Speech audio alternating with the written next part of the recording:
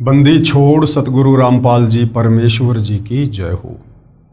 परमपिता परमात्मा सारी सृष्टि के रचनहार, कुल मालिक, असंख्य ब्रह्मांडों के स्वामी, जगत गुरु, तीनों लोकों में प्रवेश करके सबका धारण पोषण करने वाले, राजाधिराज, आत्माधार, नाथों के नाथ, देवों के देव, महादेव, सर्वेश्वर, महेश्वर, मृत्युंजय, अजरो अमर, आदि अनादि, सनातनी प्रभु, जगत पिता जगदीश्वर, श्री श्री 1008 की उपाधि के वास्तविक अधिकारी, अकाल मूरत शब्द स्वरूपी राम वासुदेव, सर्वगतम ब्रह्म, परम पूज्य, प्रथम पूज्य, परम संत, परम पुरुष, परम धनी, परम दयालु, सत्य कबीर, हक्का कबीर, अल्लाहु कबीर, अल्लाहु अकबर, बाखबर, अल्लाह ताला, जगत के तारणहार, जगत के मुक्तिदाता, जगत के जगन्नाथ, हारे के सहारे, हिंदुओं के राम, मुसलमानों के अल्लाह, सिखों के वाहिगुरु, ईसाइयों के मसीह, दया के सागर दया निधि, करुणा के सागर करुणा निधि,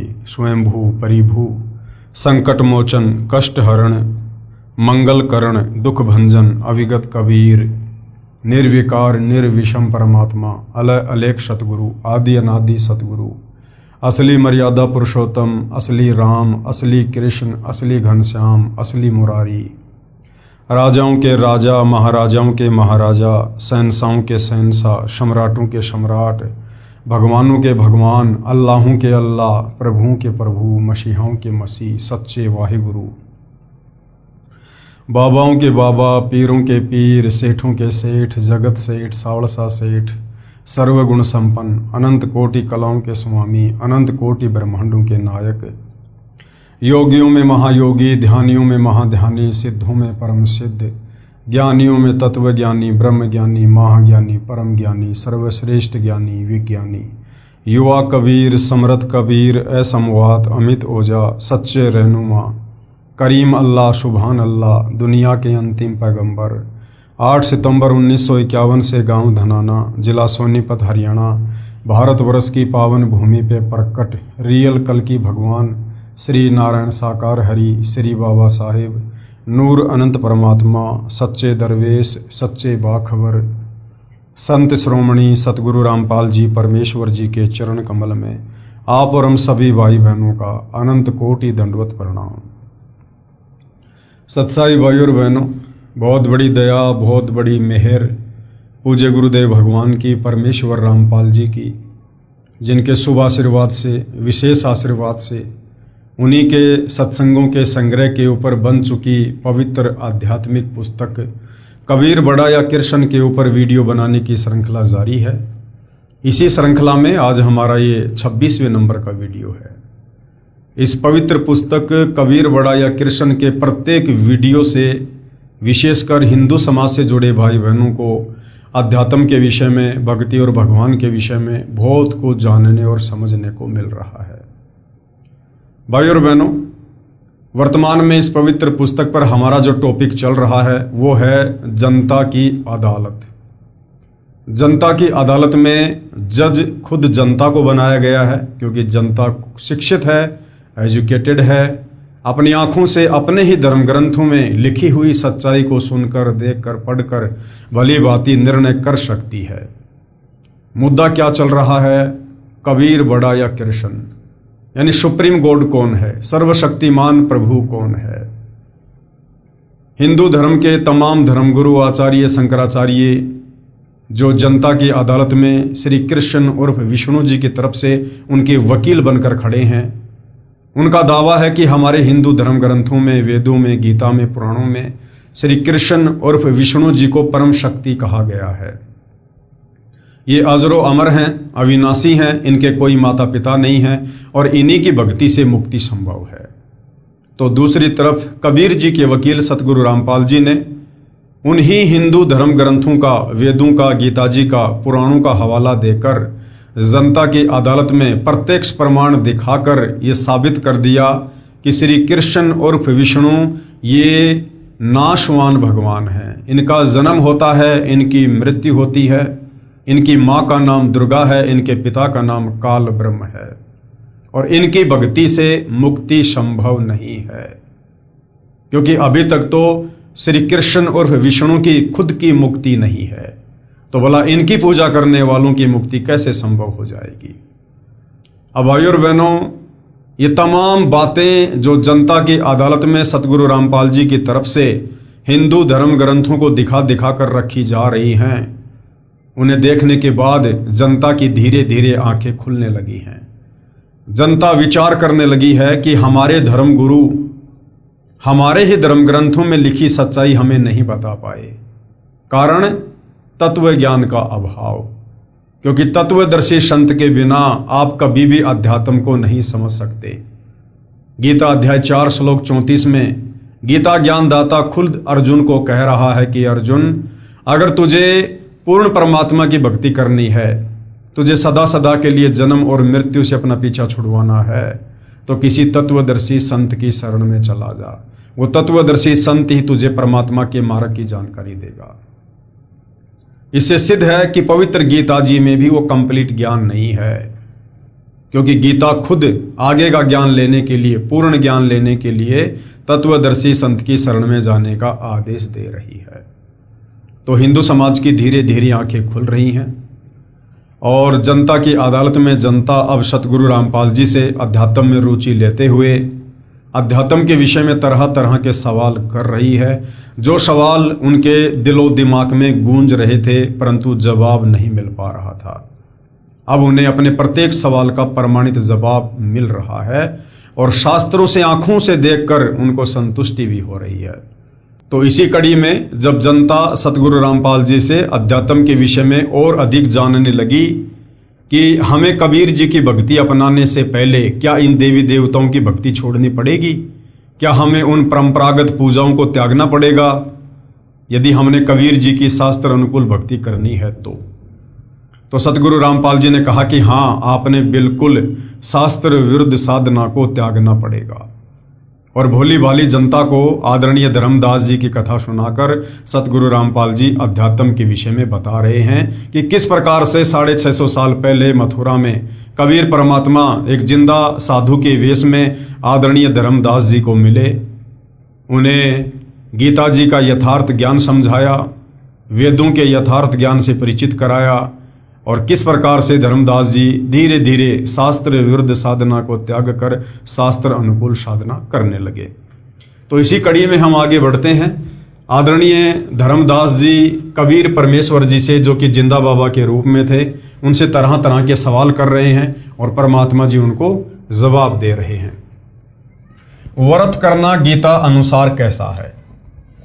परमेश्वर यानी जिंदा साधु के रूप में बोले कि हे धर्मदास, आप एकादशी का व्रत करते हो।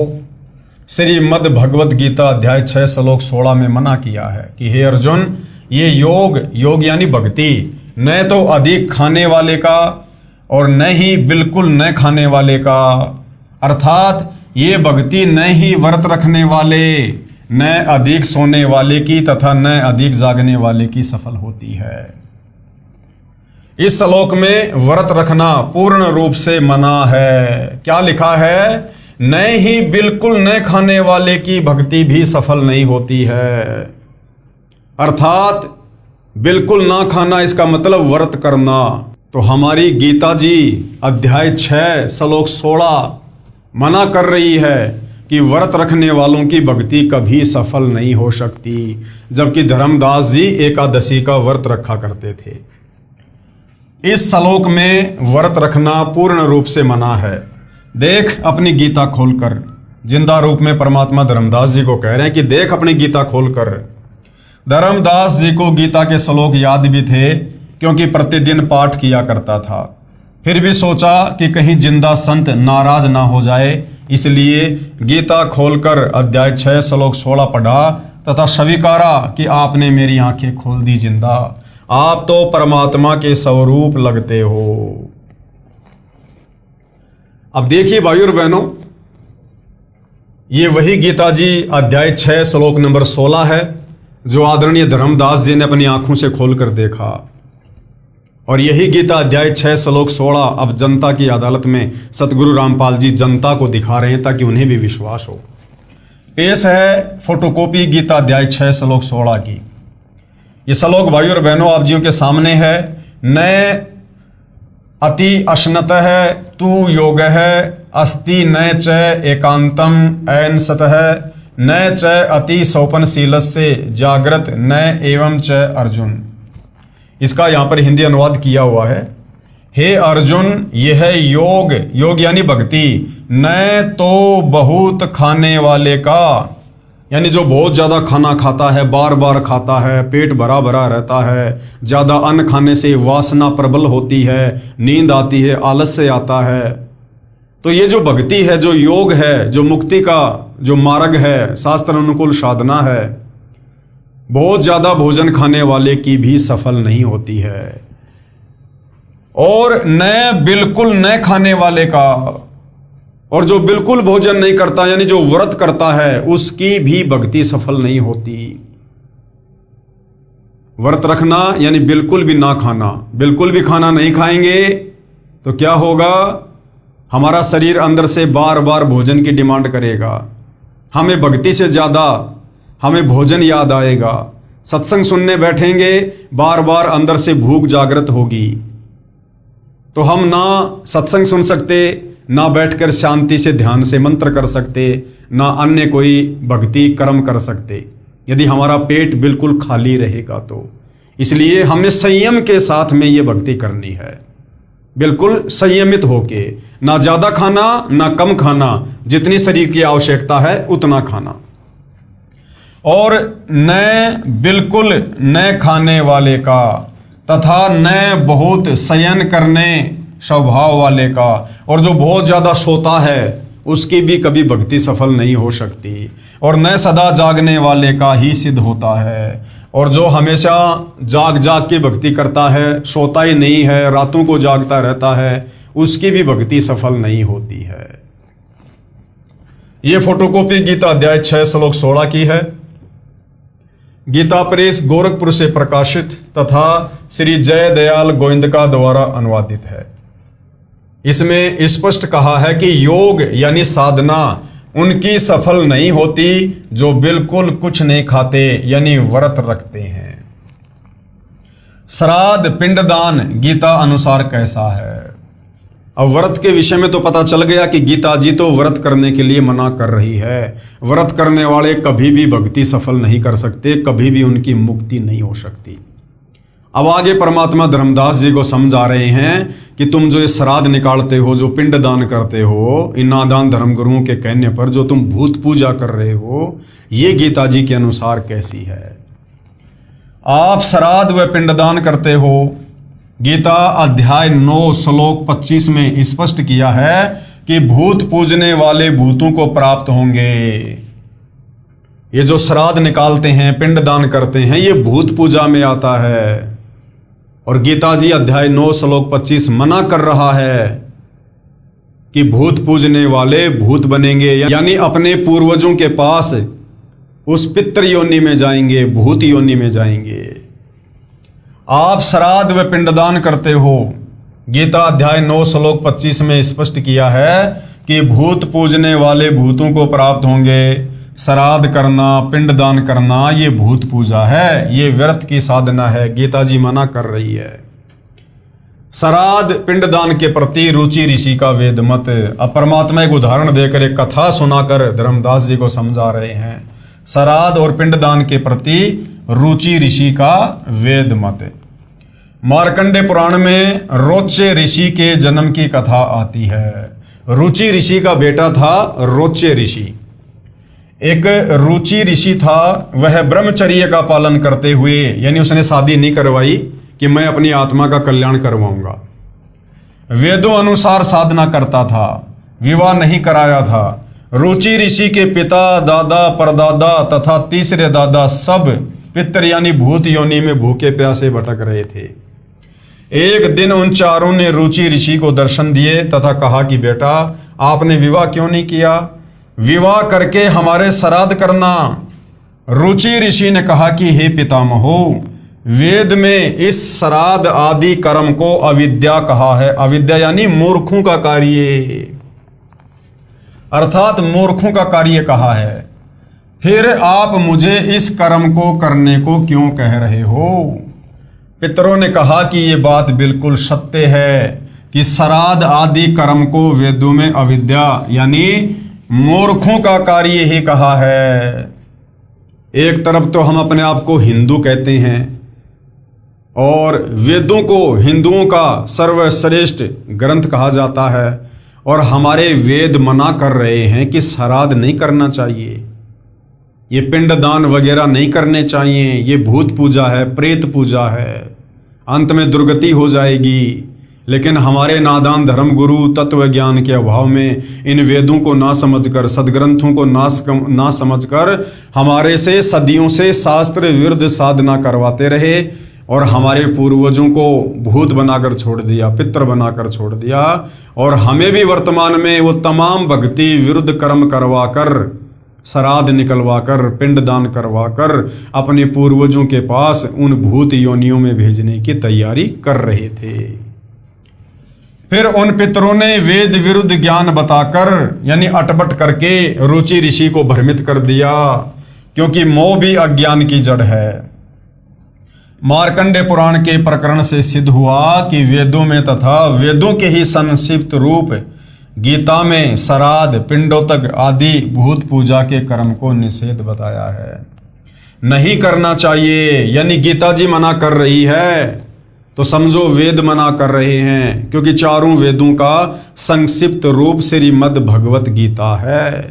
तो गीता जी श्राद्ध निकालने के लिए, भूत पूजा के लिए, पिंडदान करने के लिए मना कर रही है। उन मूर्ख ऋषियों ने अपने पुत्र को भी श्राद्ध करने के लिए विवश किया। उसने विवाह कराया, किसने? रुचि ऋषि ने।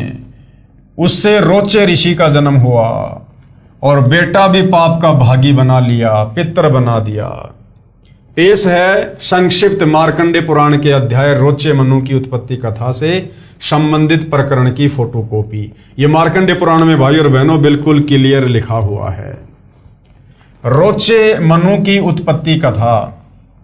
मार्कंडे जी कहते हैं, ब्राह्मण पूर्व काल की बात है, प्रजापति रुचि, ममता और अहंकार से रहित इस पृथ्वी पर विचरते थे। उन्हें किसी से भय नहीं था, वे बहुत कम सोते थे। उन्होंने न तो अग्नि की स्थापना की थी और न अपने लिए घर ही बनाया था, यानी उसने शादी वादी नहीं करवाई। वे एक बार भोजन करते और बिना आश्रम के ही रहते थे। उन्हें सब प्रकार की आसक्तियों से रहित एवं मनोवृत्ति से रहते देख उनके पितरों ने उनसे कहा। पितर बोले, बेटा, विवाह स्वर्ग और अपवर्ग का हेतु होने के कारण एक पुण्यमय कार्य है, उसे तुमने क्यों नहीं किया? गृहस्थ पुरुष समस्त देवताओं, पितरों, ऋषियों और अतिथियों की पूजा करके पुण्यमय लोगों को प्राप्त करता है। वो पितर रुचि ऋषि को भ्रमित कर रहे हैं कि शादी करवा कर उसके बाद तू ये श्राद्ध वगैरह निकाल, पिंडदान वगैरह कर, इससे तुझे उत्तम लोकों में जगह मिलेगी। तो ये सारे कर्म तो उसके दादा परदादा वो भी किया करते थे, फिर उनको भूत योनियों क्यों मिल गई? उन्हें वो अच्छे लोग क्यों नहीं मिले?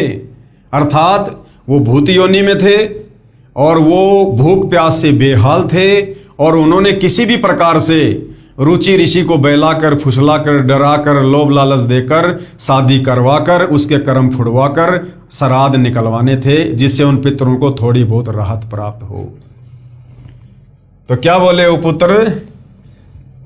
गृहस्थ पुरुष यानी शादीशुदा व्यक्ति समस्त देवताओं, पितरों, ऋषियों और अतिथियों की पूजा करके पुण्यमय लोगों को प्राप्त करता है।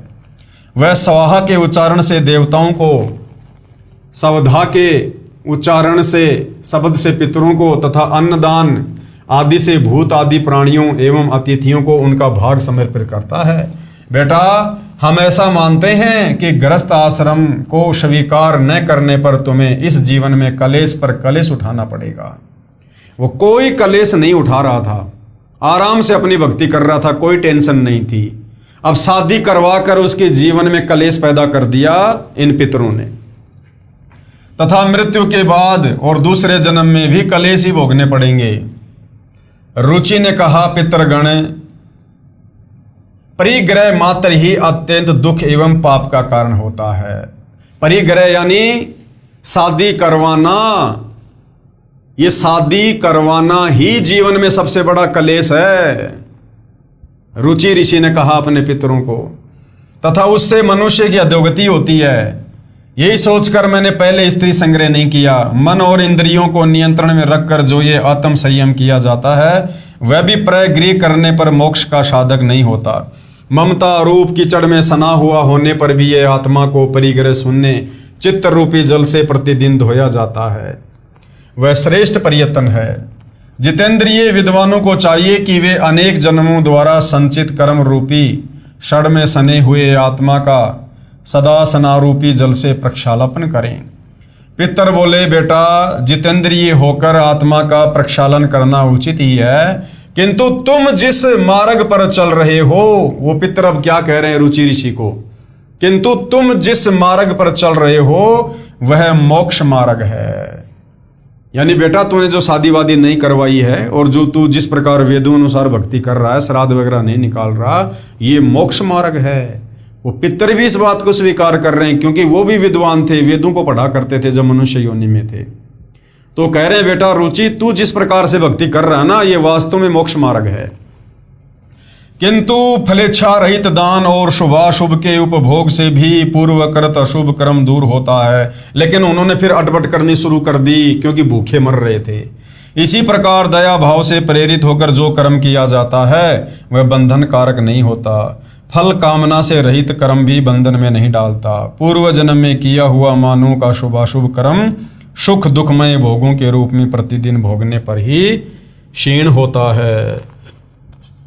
इस प्रकार विद्वान पुरुष आत्मा का प्रक्षालन करते और उसकी बंधनों से रक्षा करते हैं। ऐसा करने से वह अविवेक के कारण पाप रूपी कीचड़ में नहीं फंसता।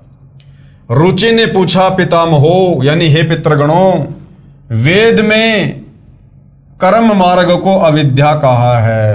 कर्म मार्ग यानी कर्म कांड को वेदों में अविद्या यानी मूर्खों का काम कहा है। फिर क्यों आप लोग मुझे उस मार्ग में लगा रहे हो?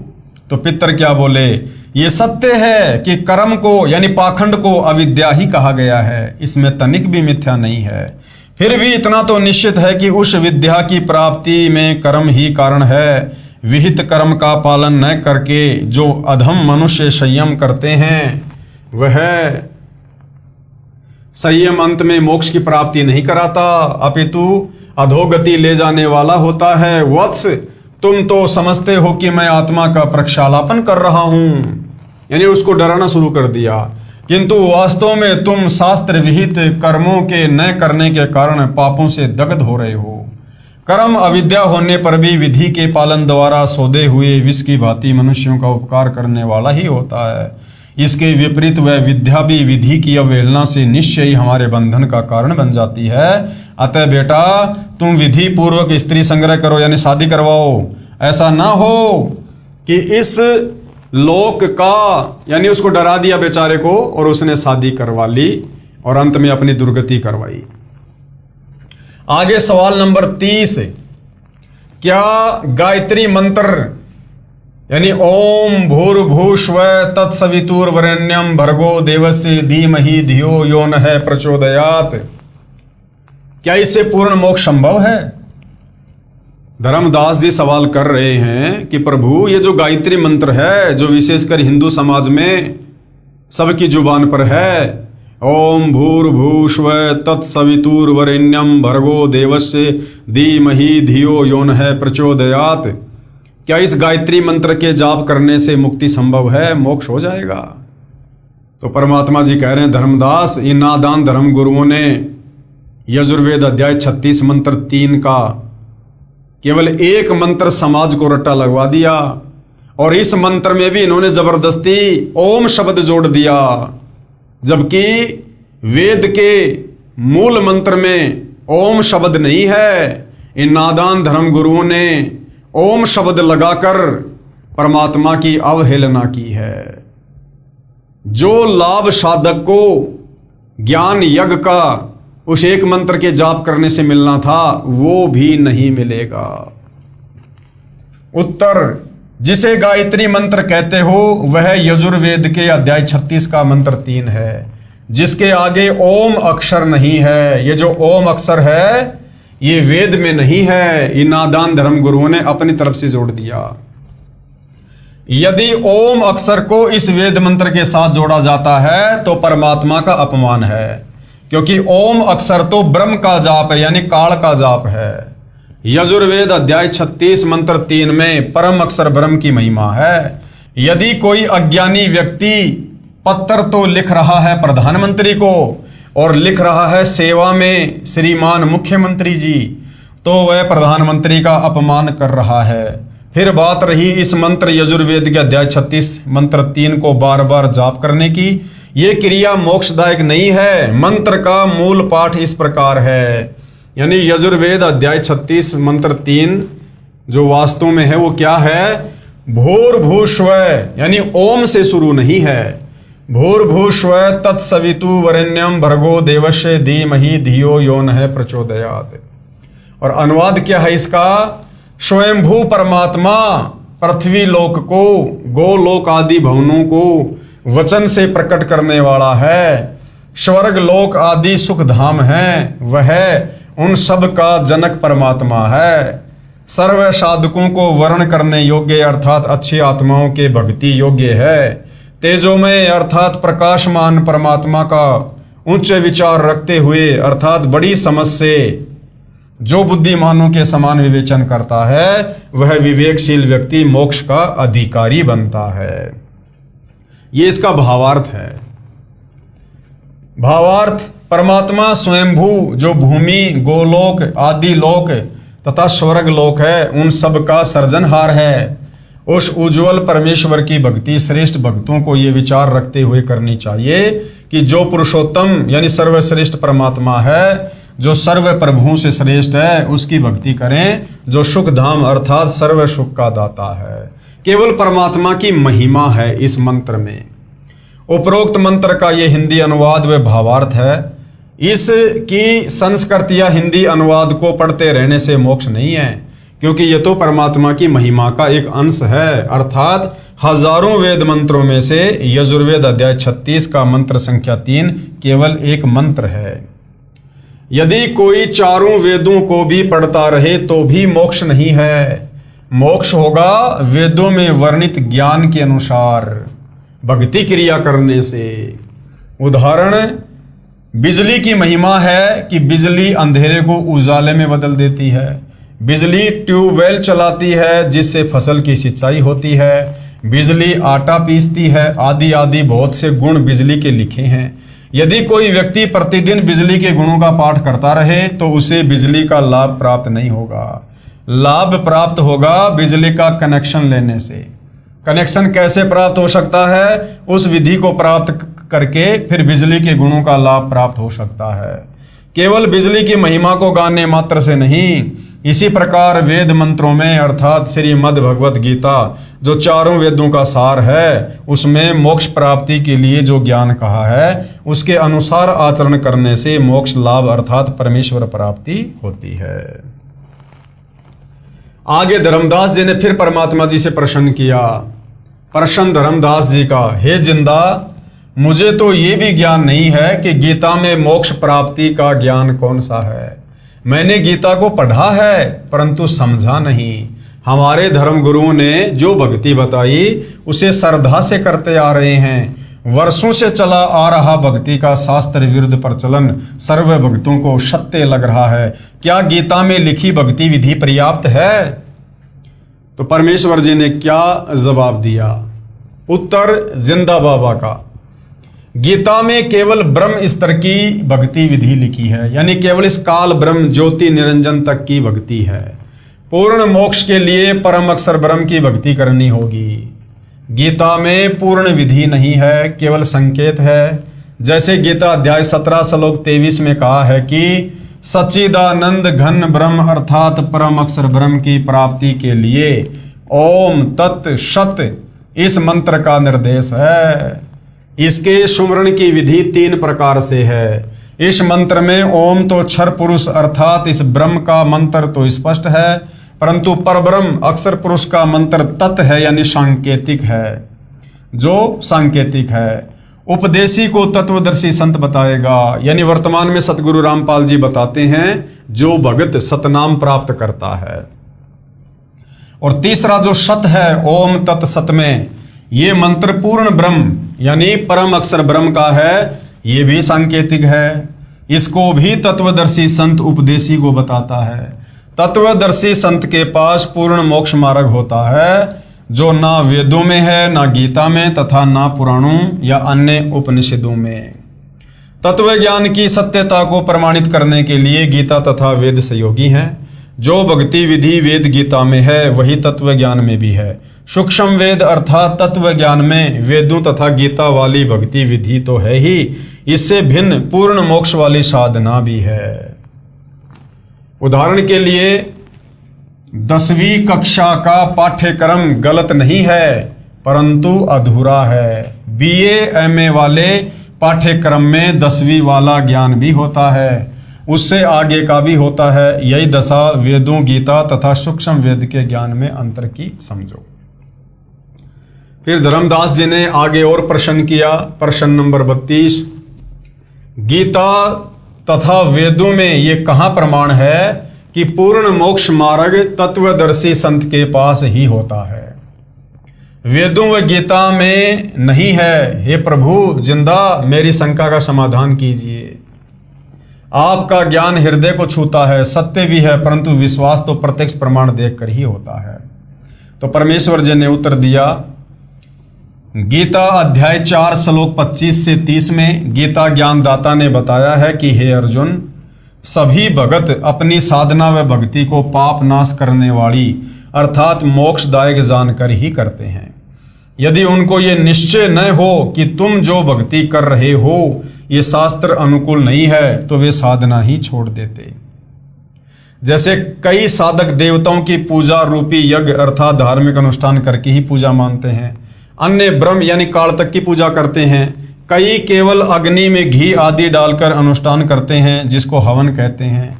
गीता अध्याय 4 श्लोक 25, ये देखिएगा, गीता अध्याय 4 श्लोक नंबर 25। दूसरे योगीजन देवताओं के पूजन रूप यज्ञ का ही भली भांति अनुष्ठान किया करते हैं, और अन्य योगीजन यानी अन्य जो भगत हैं वो परब्रह्म परमात्मा रूप अग्नि में अभेद दर्शन रूप यज्ञ के द्वारा ही आत्म रूप यज्ञ का हवन किया करते हैं। अन्य योगीजन अर्थात भगतजन आंख कान मुंह बंद करके क्रियाएं करते हैं, उसी में अपना मानव जीवन हवन अर्थात समाप्त कर देते हैं। गीता अध्याय 4 श्लोक 26 का ये भावार्थ है, देखिए। अन्य योगीजन श्रोत्र आदि समस्त इंद्रियों को संयम रूप अग्नियों में हवन किया करते हैं, और दूसरे योगी लोग यानी भगत लोग शब्द आदि समस्त विषयों को इंद्रिय रूप अग्नियों में हवन किया करते हैं। अन्य योगीजन अर्थात भगतजन श्वासों को आना जाना ध्यान से देखकर भक्ति साधना करते हैं, जिससे वे आत्म संयम साधना रूपी अग्नि में अपना जीवन हवन अर्थात मानव जीवन पूरा करते हैं, जिसे ज्ञान दीप मानते हैं अर्थात अपनी साधना को श्रेष्ठ मानते हैं।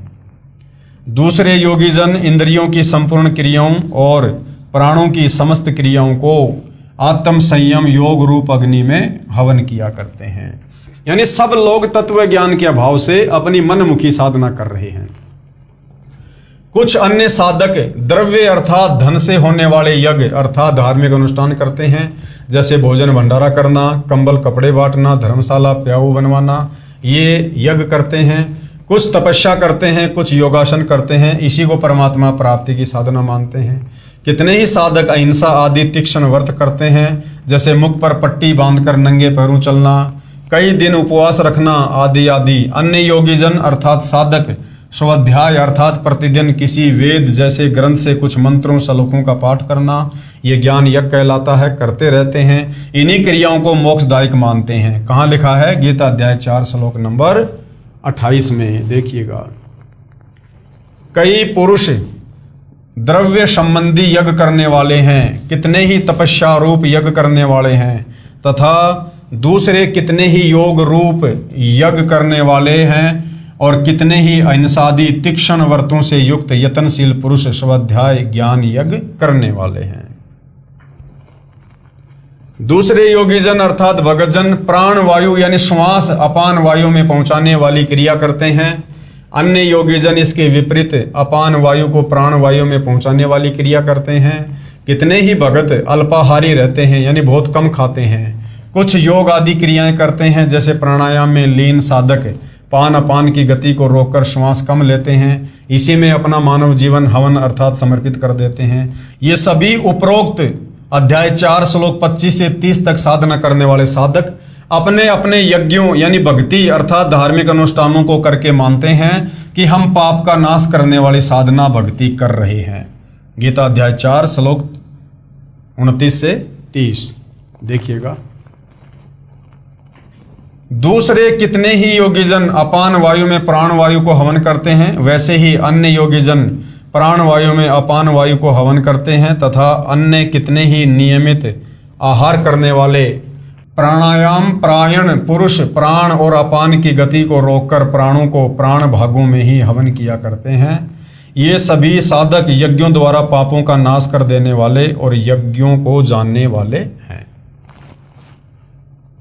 यदि साधक की साधना शास्त्र अनुकूल हो तो हे कुरुश्रेष्ठ अर्जुन, इस यज्ञ से बचे हुए अमृत भोग को खाने वाले साधक सनातन ब्रह्म अर्थात परम अक्षर ब्रह्म को प्राप्त होते हैं। और यज्ञ अर्थात शास्त्र अनुकूल साधना न करने वाले पुरुष के लिए तो यह पृथ्वी लोक भी सुखदायक नहीं होता, फिर परलोक कैसे सुखदायक हो सकता है। अर्थात उस शास्त्र विरुद्ध भगत को कोई लाभ नहीं होता। यही प्रमाण गीता अध्याय 16 श्लोक 23-24 में भी है। ये देखिए गीता अध्याय 4 श्लोक 31 की फोटोकॉपी।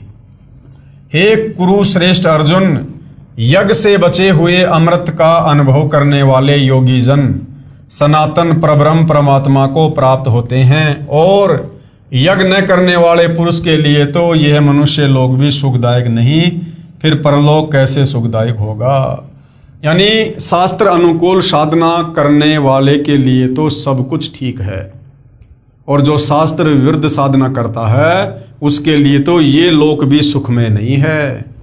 फिर भला मरने के बाद में दूसरा लोक सुख में कैसे होगा, सीधा नरक में जाएगा।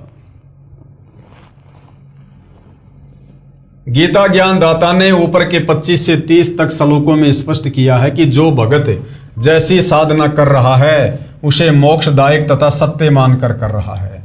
परंतु गीता अध्याय 4 के ही श्लोक 32 में बताया कि यज्ञों अर्थात धार्मिक अनुष्ठानों का यथार्थ ज्ञान ब्रह्मण मुखे यानी परम अक्षर ब्रह्म स्वयं अपने मुख कमल से बोलकर देता है। वह सच्चिदानंद घन ब्रह्म अर्थात परम अक्षर ब्रह्म की वाणी कही गई है। उसे तत्व ज्ञान भी कहते हैं। उसी को 5वां वेद सूक्ष्म वेद भी कहते हैं। उस तत्व ज्ञान में भक्ति विधि विस्तार के साथ बताई गई है। उसको जानकर भगत सर्व पापों से मुक्त हो जाता है अर्थात पूर्ण मोक्ष को प्राप्त हो जाता है। नोट: गीता अध्याय 4 श्लोक 32 के अनुवाद में सभी अनुवादकों ने एक जैसी ही गलती कर रखी है। ब्रह्मणे शब्द का अर्थ वेद कर रखा है। ब्रह्मणे मुखे का अर्थ वेद की वाणी में किया है, जो गलत है। उन्हीं अनुवादकों ने गीता अध्याय 17 श्लोक 23 में ब्रह्मणे का अर्थ सच्चिदानंद घन ब्रह्म किया है, जो बिल्कुल सही है। इसलिए गीता अध्याय 4 श्लोक 32 में भी ब्रह्मणे का अर्थ सच्चिदानंद घन ब्रह्म अर्थात कबीर परमात्मा परम अक्षर ब्रह्म करना ही उचित है। ये देखिएगा फोटोकॉपी गीता अध्याय 4 श्लोक 32 की। एवं बहुविधा यज्ञा वितता ब्रह्मणे मुखे कर्म जान विधि तान सर्वान एवं ज्ञात्वा विमोक्षस्य। इस प्रकार और भी बहुत तरह के यज्ञ वेद की वाणी में नहीं, ब्रह्मणे मुखे यानी परमात्मा के मुख कमल से उच्चारित वाणी में, सच्चिदानंद घन ब्रह्म की वाणी में, कबीर वाणी में विस्तार से कहे गए हैं। उन सब को तू मन इंद्रिय और शरीर की क्रिया द्वारा संपन्न होने वाला जान। इस प्रकार तत्व से जानकर उसके अनुष्ठान द्वारा तू कर्म बंधन से सर्वदा मुक्त हो जाएगा। गीता अध्याय 4 श्लोक 34 में गीता ज्ञानदाता ने कहा है कि उस ज्ञान को जो परमात्मा अपने मुख कमल से बोलकर सुनाता है, जो तत्व ज्ञान है, उसको तू तत्वदर्शी संतों के पास जाकर समझ।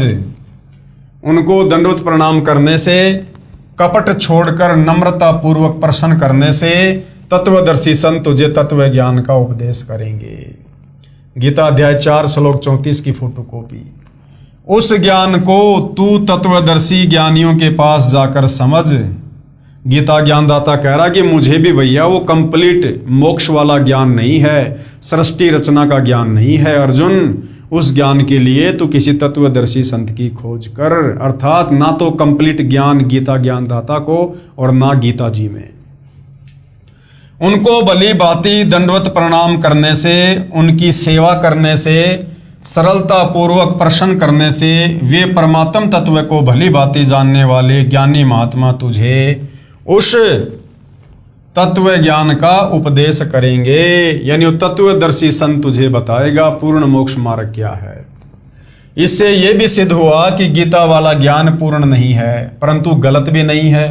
गीता ज्ञान दाता को भी पूर्ण मोक्ष मार्ग का ज्ञान नहीं, क्योंकि तत्व ज्ञान की जानकारी गीता ज्ञान दाता को नहीं है। जो परमात्मा यानी परम अक्षर ब्रह्म ने अपने मुख कमल से बोला होता है, उसको तत्वदर्शी संतों से जानने के लिए कहा है। यही प्रमाण यजुर्वेद अध्याय 40 मंत्र 10 में भी है। कहा है कि परम अक्षर ब्रह्म को कोई तो समवात अर्थात रामकृष्ण की तरह उत्पन्न होने वाला साकार कहते हैं, कोई असमवात अर्थात परमात्मा उत्पन्न नहीं होता, वह निराकार है। परमेश्वर उत्पन्न होता है या नहीं उत्पन्न होता, वास्तव में कैसा है, ये ज्ञान कौन बताएगा? धीराणाम यानी तत्वदर्शी संत बताते हैं, उनसे पूछो कि परमात्मा जन्म लेता है या नहीं लेता है, ये कौन बताएगा? तत्वदर्शी संत। अब भाई परमात्मा जन्म लेता है या नहीं लेता है, ये परमात्मा के अलावा दूसरा कौन बता सकता है? तो तत्वदर्शी संत की भूमिका निभाने के लिए खुद परमात्मा ही आते हैं। प्रश्न नंबर 33 धर्मदास जी का सवाल है, प्रभु हे जिंदा, तत्वदर्शी संत की क्या पहचान है तथा प्रमाणित सदग्रंथों में कहां प्रमाण है? आपका ज्ञान आत्मा के आर पार हो रहा है। गीता का शब्दा शब्द यथार्थ भावार्थ आप जी के मुख कमल से सुनकर युगों की प्यासी आत्मा कुछ तृप्त हो रही है, गदगद हो रही है। तो कबीर परमेश्वर जो जिंदा बाबा के रूप में थे, उन्होंने तत्वदर्शी संत की क्या पहचान बताई और कहां लिखी हुई है? उत्तर जिंदा परमेश्वर जी का।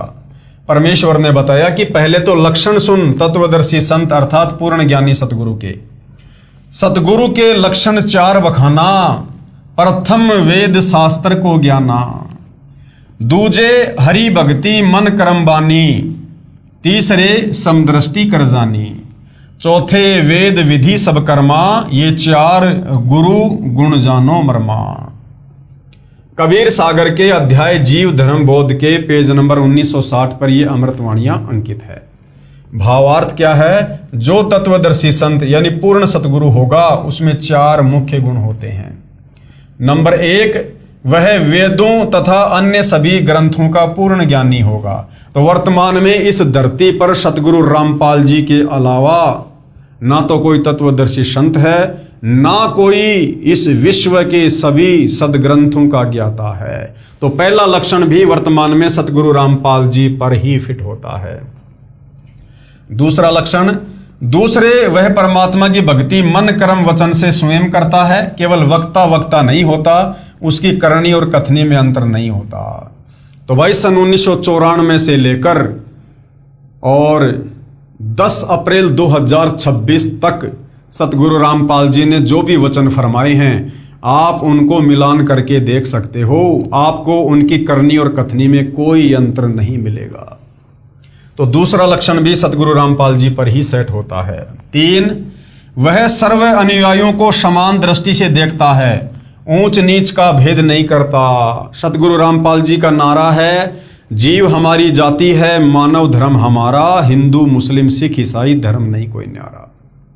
आज यदि सर्व समाज को समान रूप से समदृष्टि रूप से देखते हुए यदि कोई प्यार दे रहा है, यदि कोई ज्ञान दे रहा है, तो केवल एकमात्र सतगुरु रामपाल जी हैं।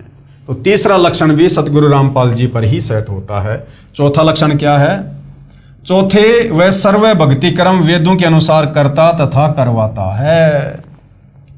आप शंकराचार्यों को देख लो किसी भी हिंदू धर्मगुरु को देख लो, मुसलमान, जैनी, सिख, यहूदी, फारसी, मंगोली, किसी भी धर्म के धर्मगुरुओं को देख लो, वो अपने धर्म ग्रंथों के अनुसार भी भक्ति साधना अपने अपने समाज को नहीं करवा रहे हैं, शास्त्र विरुद्ध साधना ही करवा रहे हैं। एकमात्र पूरे विश्व में सतगुरु रामपाल जी हैं जो पूरे विश्व के जो प्रमाणित ग्रंथ हैं, चारों वेद और गीता जी, उनके अनुसार भक्ति साधना करवा रहे हैं। तो ये चारों लक्षण वर्तमान में सतगुरु रामपाल जी पर फिट होते हैं और ये चारों लक्षण तत्वदर्शी संत के हैं और तत्वदर्शी संत की भूमिका खुद कबीर परमात्मा यानी परम अक्षर ब्रह्म ही करता है। तो सतगुरु रामपाल जी वर्तमान में स्वयं पूर्ण ब्रह्म परमेश्वर हैं। चौथा, वह सर्व भक्ति कर्म वेदों के अनुसार करता तथा करवाता है, अर्थात शास्त्र अनुकूल भक्ति साधना करता तथा कराता है। ये ऊपर का प्रमाण तो सूक्ष्म वेद में है जो परमेश्वर ने अपने मुख कमल से बोला है यानी कबीर सागर में। अब आप जी को श्रीमद् भगवत गीता में प्रमाण दिखाते हैं कि तत्वदर्शी संत की क्या पहचान बताई है। श्रीमद् भगवत गीता अध्याय 15 श्लोक 1 में स्पष्ट है, ऊर्ध्व मूलम अधः शाखम अश्वत्थम प्राहु अव्यम छंदासी यस्य पर्णानि ये तम वेद स वेदविद। क्या अनुवाद किया है? ऊपर को मूल यानी जड़ वाला और नीचे को तीनों गुण रूपी शाखा वाला उल्टा लटका हुआ संसार रूपी पीपल का वृक्ष जानो। इसे अविनाशी कहते हैं क्योंकि उत्पत्ति प्रलय चक्र सदा चलता रहता है, जिस कारण से इसे अविनाशी कहा है। इस संसार रूपी वृक्ष के पत्ते आदि छंद हैं अर्थात भाग हैं। ये तम वेद जो इस संसार रूपी वृक्ष के सर्वे भागों को तत्व से जानता है वह वेद के तात्पर्य को जानने वाला है, अर्थात वह तत्वदर्शी संत है। जैसा कि गीता अध्याय 4 श्लोक 32 में कहा है कि परम अक्षर ब्रह्म स्वयं पृथ्वी पर प्रकट होकर अपने मुख कमल से तत्व ज्ञान विस्तार से बोलते हैं।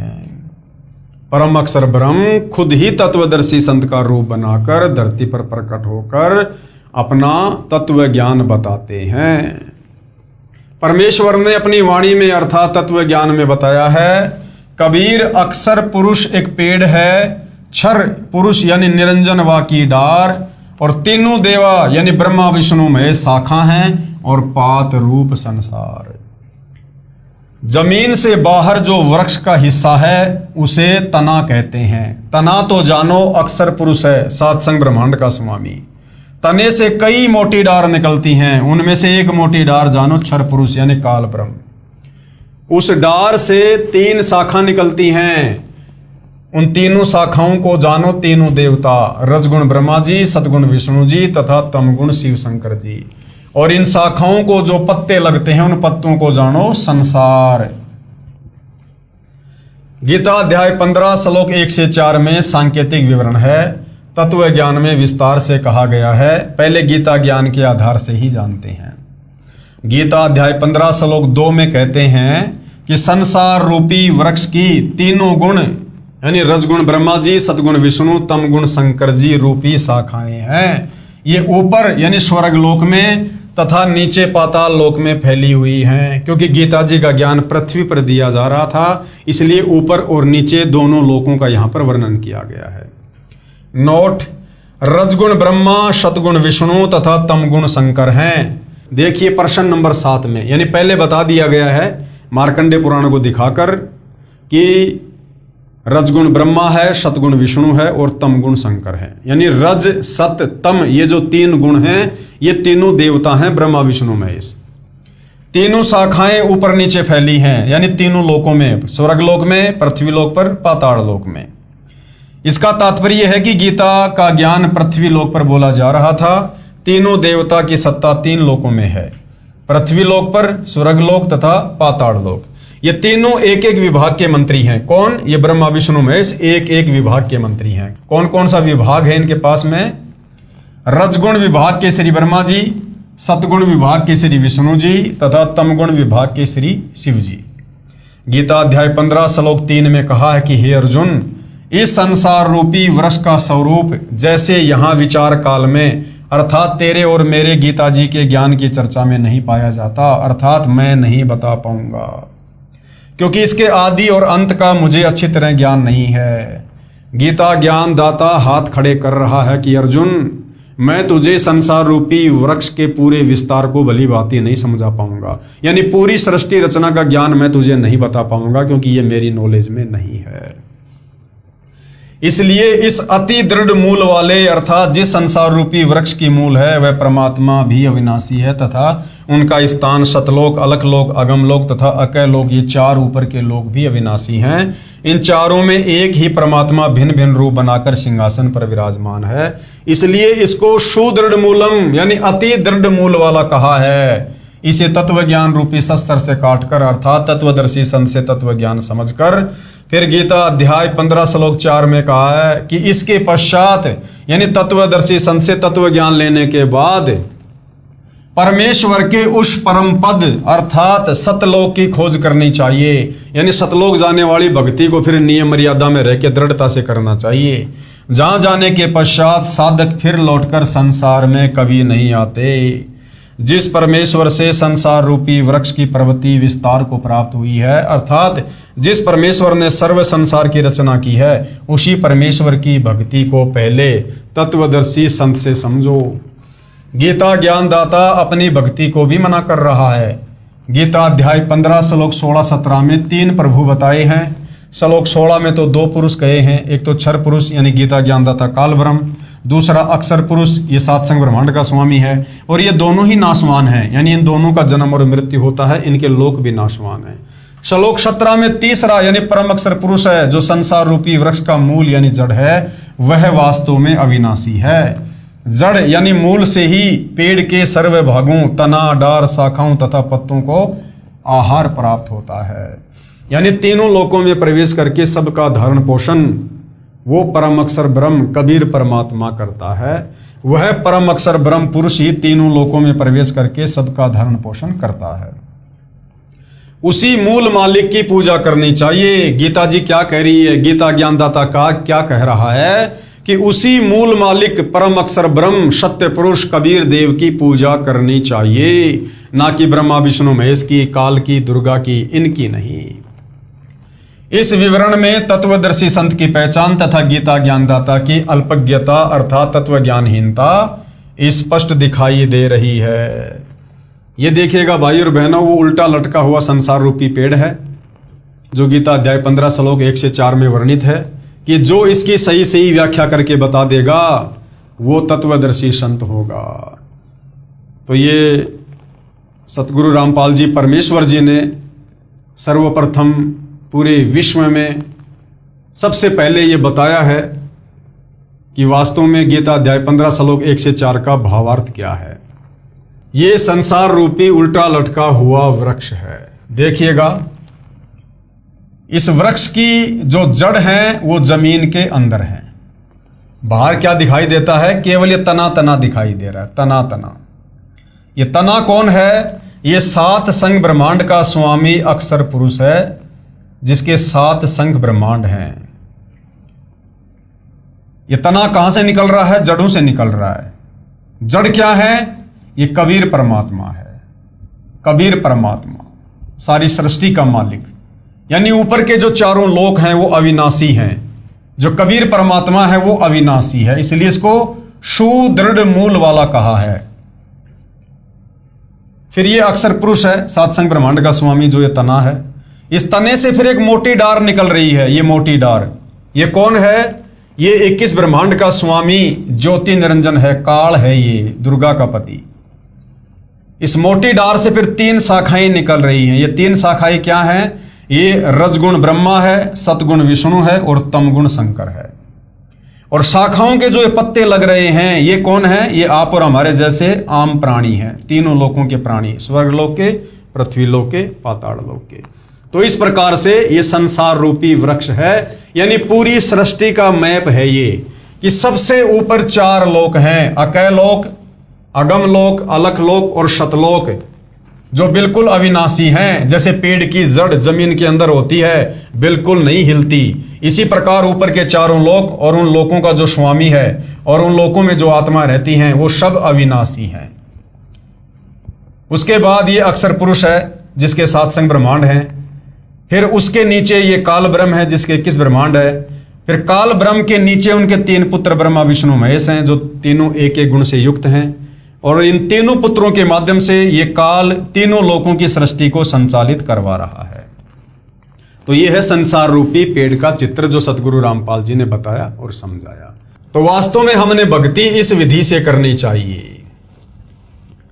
कैसे करनी चाहिए?